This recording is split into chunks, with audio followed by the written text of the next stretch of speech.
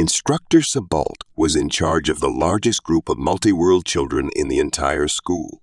From all across the galaxy, students attended his classes and learned not of just knowledge, but they learned of each other and different cultures.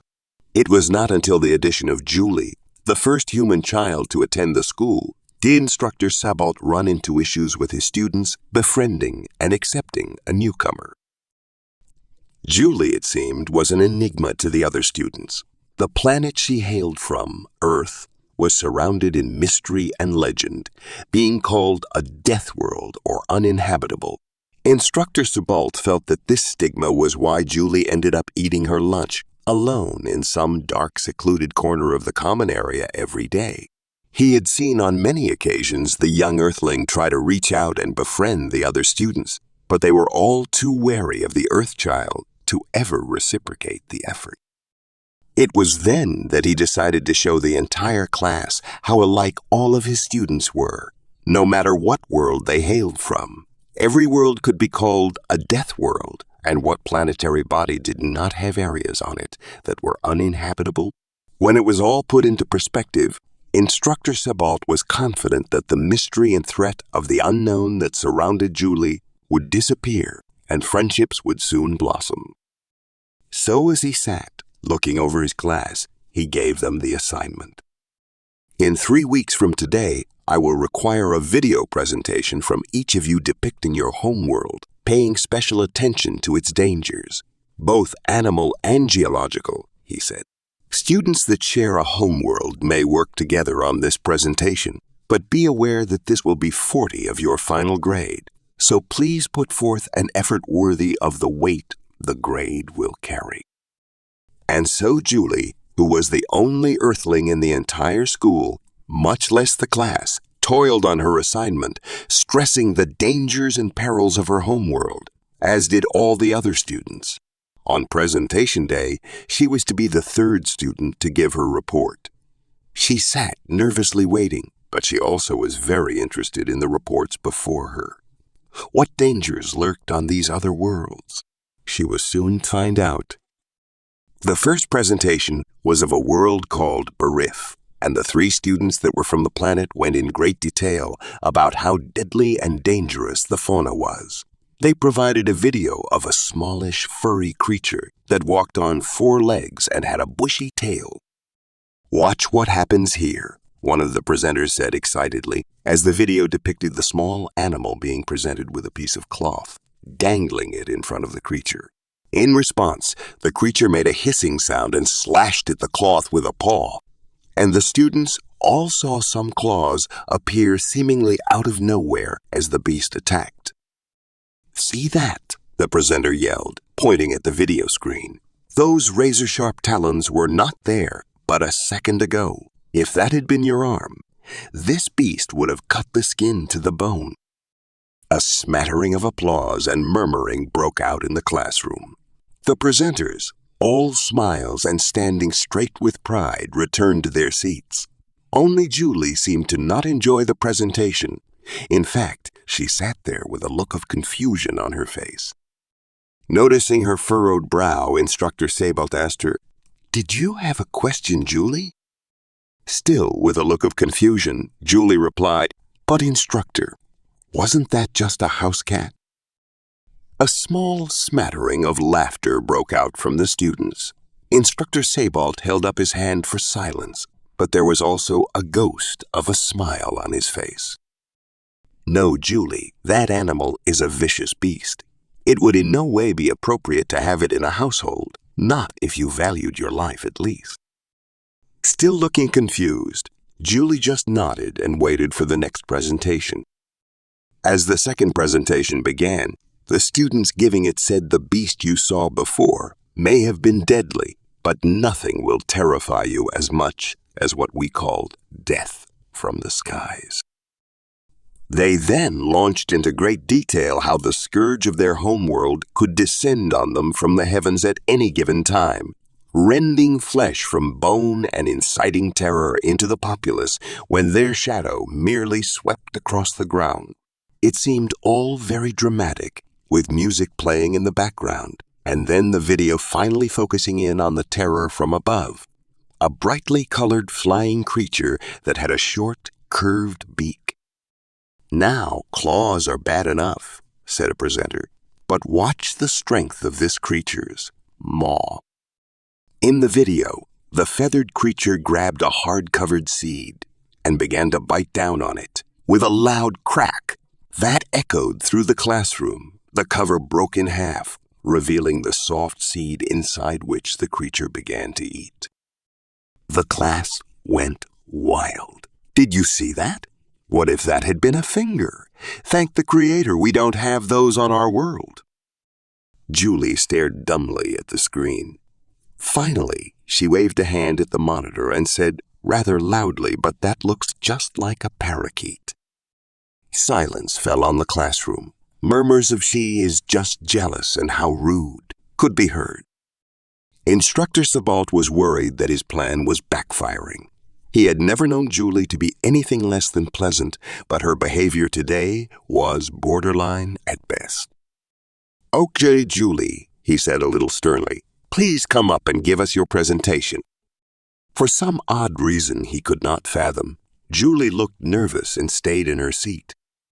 "Instructor, I fear I may have misunderstood the assignment," she said finally. "I was under the impression that we were to show the dangers of our planet, not so much the dangers of our pets." Instructor Sebald choked. "Pets," he said loudly.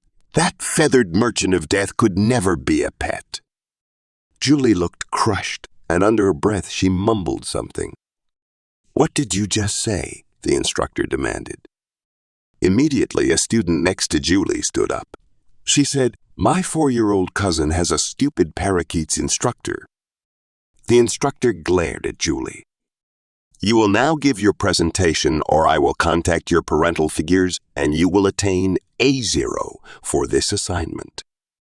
Slowly, and with great reluctance, Julie left her desk and walked to the front of the class. Every eye was on her, and all of them were not friendly. Julie knew that this was social suicide. No one talked to her now. They sure wouldn't after her presentation if they thought a parakeet was dangerous. Fine, if they wanted her presentation, they would get it. Feeling there was no way out of this, Julie began. "My presentation is of the dangers we can face on my homeworld called Earth." On the video screen, a blue marble of a planet appeared, slowly rotating. "In the north of my home continent, we are faced with animals that fear no creature," she said slowly, as an image of a small, squat beast appeared on the monitors. The scene changed to a beautiful landscape, covered in white, when suddenly the creature burst up from under the ground, sending white spraying in all directions. The entire class screamed in alarm, and Julie paused the video. The words Wolverine were frozen on the screen, superimposed over the snarling face of the vicious beast. "What is that?" one student asked, pointing a shaky hand at the monitor. "It is a wolverine," Julie replied glumly.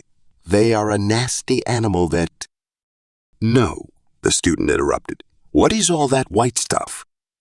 Confused, Julie stared back at the screen. "What? The snow?" SNOWW, the alien copied snow. What is snow? Getting really confused, Julie replied, "Snow is rain that gets frozen before it hits the ground." A gasp of alarm escaped from the student. "Your rain freezes in the air? Like? Outside? Not in a laboratory." Julie just looked at him and shrugged her shoulders. "Yeah, for about 25, 40s of the year, depending on where you are." Silence greeted her words. "Anyway," she continued, unpausing the presentation, "you can see the wolverine is so nasty. It is willing to attack predators much larger than itself." Here, she showed a small wolverine snarling and advancing against a grizzly bear. "What in the 7 hells is that?" a student screamed, pointing at the huge creature made of muscle and sinew on the screen. Pausing the presentation again, Julie looked at the screen, then back at the student. "What?" "The bear. Those things are all over my homeworld." The student stammered, shaking in his seat. All over! How are you even alive?" Julie laughed. "Oh, bears are bad all right, but there are much, much worse things on earth than bears."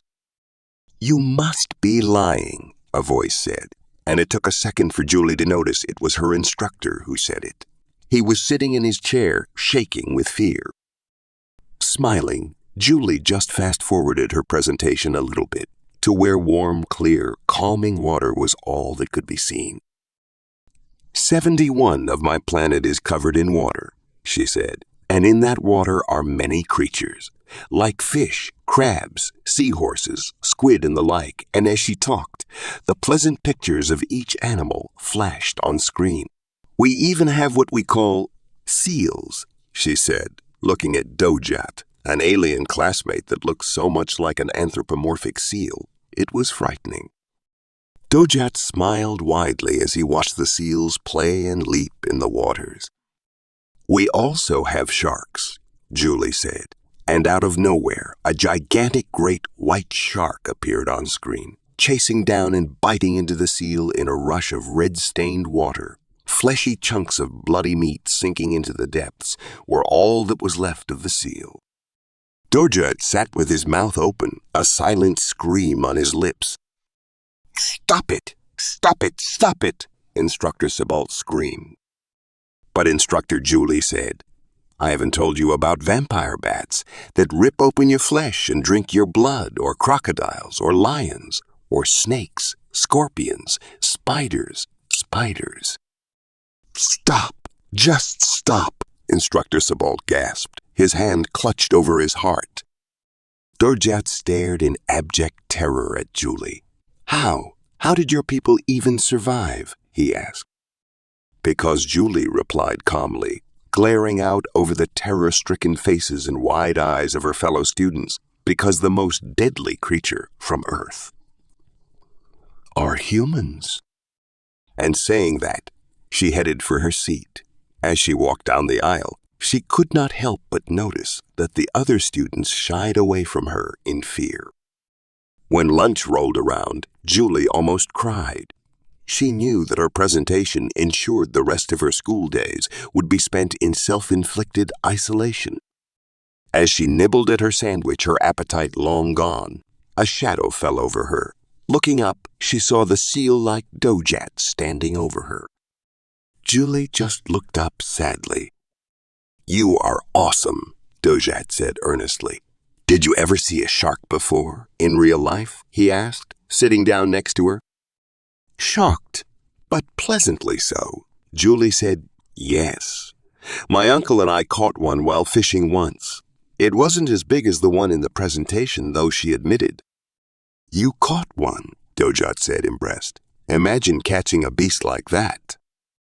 Another shadow fell across her with another student, asking, "Can you tell me about those vampire bat things? They sound scary." And another shadow, and another shadow, and another. Julie, all smiles, tried to answer all their questions, but there were way too many. When the lunch period ended, Julie was surrounded by admiring students as she walked back to class. Looking out the window, Instructor Sebald smiled. It may not have gone entirely to plan, but it worked. He looked back to his work, trying to grade Julie's assignment. He tried watching more of her presentation while the students were at lunch, but gave up when seeing what a fish called a pirate hat did to a large bovine herbivore. He gave a short laugh. "If she survived that place," he said under his breath, "she deserves an A."